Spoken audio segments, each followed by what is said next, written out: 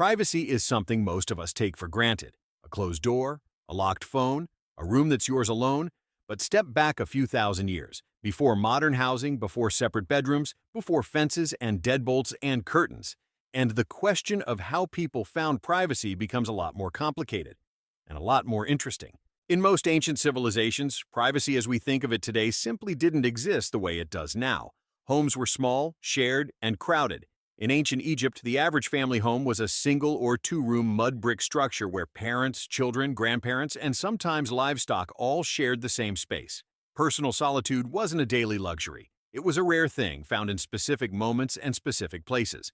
One of the most consistent answers archaeology gives us, across Egypt, Mesopotamia, and ancient Israel, is that privacy was tied to the outdoors. Rooftops in particular were remarkably important.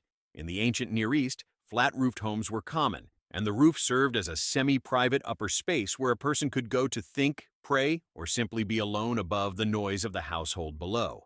The Bible itself reflects this. In 2 Samuel, David is described as walking on his rooftop in the evening, away from the activity inside. Rooftops were where people went when they needed space. Water was another privacy anchor. Rivers, wells, and bathing areas created natural moments of separation from the group. In ancient Israel and surrounding cultures, ritual bathing, washing before prayer, after travel, or as part of religious observance, provided structured, recognized time set apart from the community. Everyone understood that a person at the well or the river was in a moment of personal time, and that was generally respected.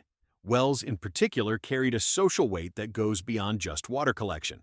Archaeologists and biblical scholars have both noted that wells functioned as community gathering points, but also as places where individual conversations happened quietly, away from the main household.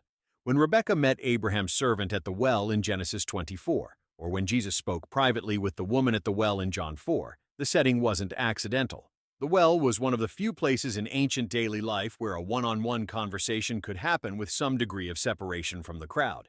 Inside the home, privacy was created not by walls but by routine and rhythm. Ancient households operated on shared schedules, mealtimes, work hours, sleep patterns, and within those rhythms, small pockets of personal time were understood and protected without needing to be formally arranged. Early morning, before the household fully woke, was a recognized time of personal quiet. Scripture reflects this pattern repeatedly.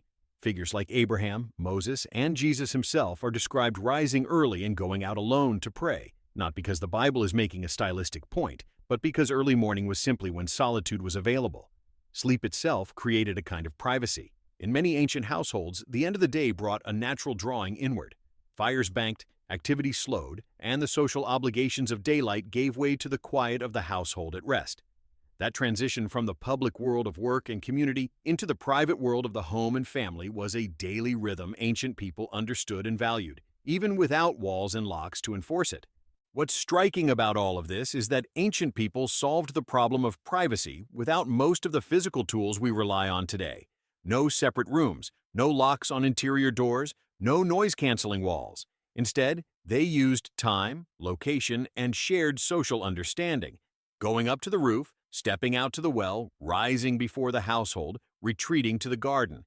Privacy was woven into the rhythm of the day rather than built into the structure of the house. In some ways, that's a more demanding system than ours. It required everyone in a community to recognize and respect the small moments of solitude others carved out, because there was no door to close if they didn't. And it turns out that may have produced something our locked-door, noise-canceled, screen-lit version of privacy quietly lacks. A daily rhythm that moved naturally between community and solitude, between the shared life and the inner one. Built not into the architecture of the house, but into the architecture of the day itself.